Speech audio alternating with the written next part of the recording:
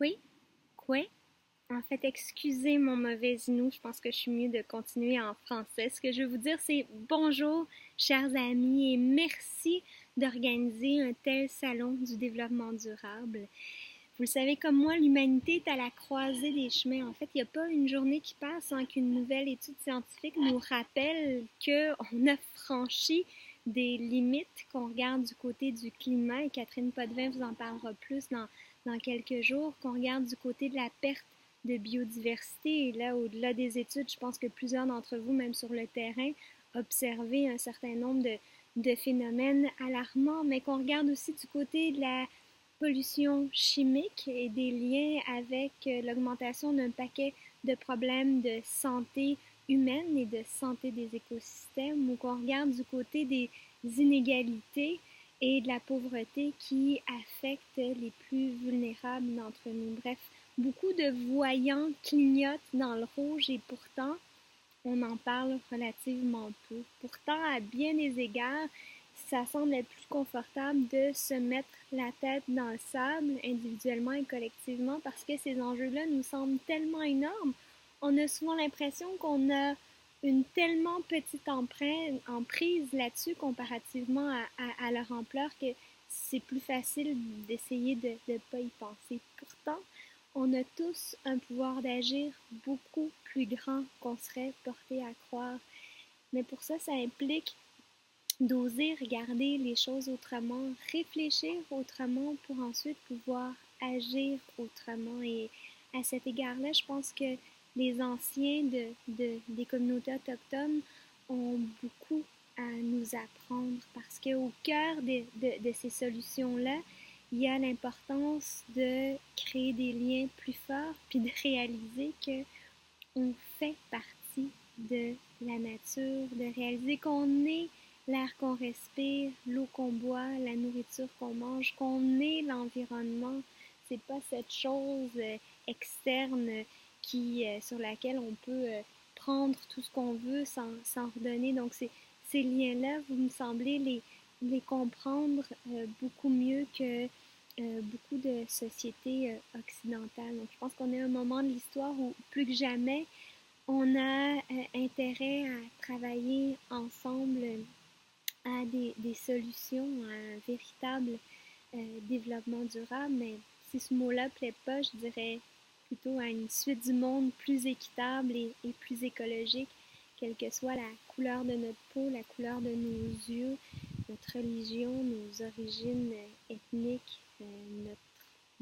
nos, nos richesses économiques, sociales, morales. Je pense qu'il faut qu'on voit comment est-ce qu'on peut retourner à l'essentiel et travailler ensemble pour faire face à ces grands défis-là, parce qu'il me semble que l'espèce humaine est trop belle, malgré tous ses défauts, pour que on soit la génération qui aura pas posé les gestes qui doivent être posés aujourd'hui. Donc on est à un moment de l'histoire, oui, de grands défis, mais aussi de tous les possibles. Et pour travailler beaucoup avec des chercheurs qui sont en opérationnalisation du développement durable, je peux vous dire que des solutions, il y en existe plein.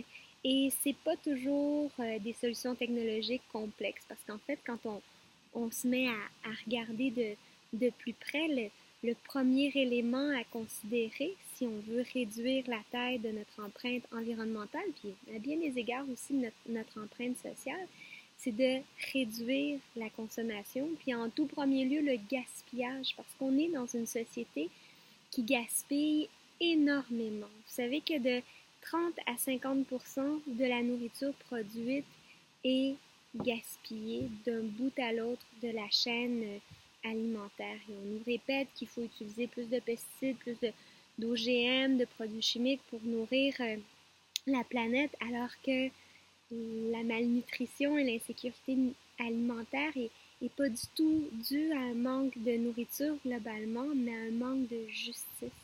Un manque de justice sociale et économique. Et ça peut être changé si on a une volonté politique, si on travaille ensemble et on se soucie de la mise en place de véritables solutions. Donc, c'est un exemple dans le secteur alimentaire. Il y en a plein d'autres, hein. Je sais que vous allez parler pas mal de sécurité alimentaire au cours de ces quelques jours-là. Et on a plusieurs occasions d'agir parce que on a le privilège dans la plupart de nos familles de manger 3 fois par jour. Souvent en calories, on a assez, mais là, c'est de voir quels sont les nutriments qu'on a ou qu'on n'a pas selon les milieux dans lesquels on est. Je sais que l'insécurité alimentaire est un problème qui affecte beaucoup de communautés autochtones. D'ailleurs, ça avait été rapporté par le rapporteur des Nations Unies à l'alimentation lorsqu'il était venu au Canada et le gouvernement un peu à ce moment-là avait rien voulu entendre, pardon, mais c'est un problème que vous connaissez encore mieux que moi et certainement encore mieux que, que, que même les rapporteurs des Nations Unies. On peut réfléchir à faire les choses autrement en matière d'énergie, c'est bien évident. Et là encore, la réduction du gaspillage est le premier élément. Donc, comment est-ce qu'on peut, en partant, bâtir nos maisons, nos écoles, nos institutions autrement pour réduire les besoins en consommation? Comment est-ce qu'on peut les orienter différemment? Comment est-ce qu'on peut utiliser des matériaux qui sont véritablement durables? Le bois est un matériel extraordinaire pour ça. C'est une ressource renouvelable, si on peut en venir à vraiment bien gérer nos forêts. Comment est-ce qu'on peut utiliser davantage la géothermie, le solaire passif et actif? Et je pense que vous allez avoir l'occasion d'entendre plusieurs interventions à ce niveau-là. Même dans le Nord, on a un potentiel important sur le plan des énergies solaires. Comment est-ce qu'on peut se déplacer autrement aussi? Euh, Comment est-ce qu'on peut se déplacer davantage ensemble plutôt qu'avec des véhicules individuels? Parce que je pose la question, quelle est la voiture la plus écologique? La plupart des gens vont répondre, ah, ben l'auto électrique.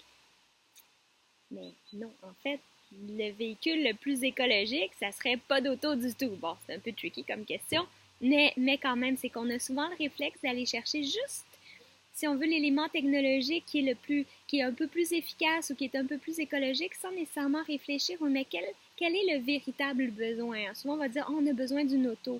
Mais est-ce que c'est d'une auto dont on a besoin ou c'est de se rendre du point A au point B? Alors, si on veut avoir un changement de paradigme, puis véritablement réfléchir en termes de développement durable, c'est aussi de revoir qu'est-ce qui est un véritable besoin, à quel besoin est-ce qu'on cherche à répondre. Ensuite de ça, qu'est-ce qui est de l'ordre de l'envie ou du statut social, parce que pour la voiture, en tout cas dans nos sociétés occidentales, souvent il y a une association à qui on est. Donc, c'est de revoir tout ça qui va nous permettre d'aller davantage vers des solutions à la fois individuelles et collectives parce que ça implique de mettre nos ressources ensemble si on veut avoir du transport en commun, si on veut même covoiturer ou autre. Donc, c'est de réfléchir à ça d'autres manières. Ça passe par l'éducation, évidemment, la sensibilisation des uns des autres. C'est bien beau dire qu'il faut changer les choses, mais comment? C'est quoi les premiers pas? Par où commencer? Puis je pense qu'un salon comme celui qui s'ouvre aujourd'hui va être une opportunité pour être à l'affût de manières de faire les choses autrement. Puis en terminant, parce que je vois que le temps passe rapidement, j'ai fait ma thèse de doctorat sur l'émergence d'une économie écologique et sociale au Québec. Puis à ma grande surprise, quand j'allais un petit peu plus à fond dans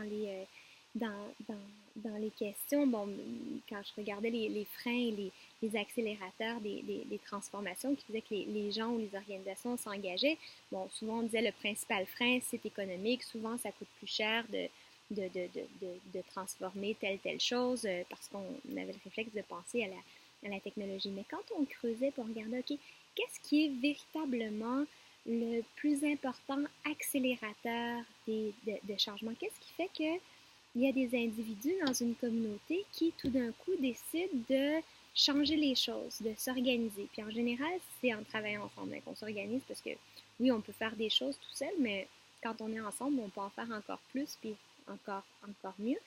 Mais quel était le véritable moteur, souvent, et qui faisait qu'il y avait un succès, c'était la force des liens.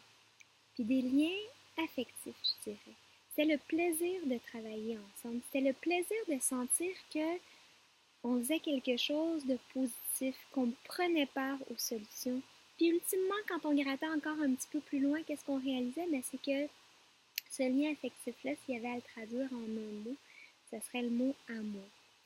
Puis je pense qu'on est à un moment de l'histoire où aussi l'amour, c'est comme si on réservait ça beaucoup aux arts, à la culture ou alors vraiment aux relations intimes, amoureuses ou familiales. Mais je pense qu'on est dû pour une réflexion sur l'amour qu'on se porte les uns aux autres dans un sens beaucoup plus large. Puis l'amour de la planète qui nous permet de vivre, de tous ces éléments-là qui font que la vie est belle puis mérite d'être vécue puis qui rendent certainement pas dans le calcul du produit intérieur brut comme on le fait ou on priorise ce type de croissance-là. Donc voilà, mais si j'avais à vous laisser sur un mot, ça serait sur celui-là. Ça peut paraître un peu étrange de la part d'un docteur en anthropologie et sociologie du développement. Pourtant, c'est celui avec lequel je vous laisse. Donc, cultiver les liens qu'il y a entre nous, les liens avec les écosystèmes, avec la nature, puis surtout les liens entre nous, encore une fois, quelle que soit la couleur de nos yeux, de notre peau, notre religion, quelles que soient nos origines. Alors, je vous souhaite un super salon, beaucoup de belles rencontres, beaucoup de belles occasions de créer des liens et j'espère de tout cœur une autre année avoir l'occasion d'être parmi vous en chair et en os. Au revoir!